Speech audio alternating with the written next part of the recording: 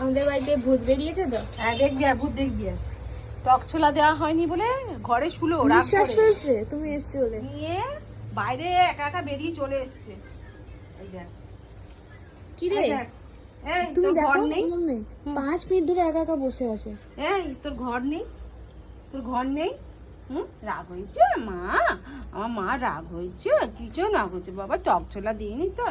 One বাবা, one বাবা, আচ্ছা পরের দিন বানিয়ে দেবো। তুই এখানে একা একা বসে আছো মা? বাবা হ্যাঁ একা একা ভয় করে না?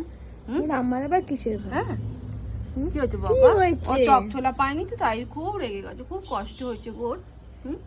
খুব কষ্ট হয়েছে গো। হ্যাঁ ওরে বাবা রে, ছাড়া দেবে না। চলো ঘরে চলো, এসো চলে চলো চলো চলো, ঘরে চলো, ঘরে গিয়ে টক ছোলা দেবো, ঘরে টক ছোলা দেবো। এখন এখানে বসবে, ছেড়ে দাও। চলো চলো, চলে আসো চলে আসো চলে আসো। আমি চলে আসছি, যাও। ও যায় আসে না। আসবি না তো? দাঁড়া দাঁড়া দাঁড়া, দেখ দেখ দেখ দেখ, ওরে আসছি।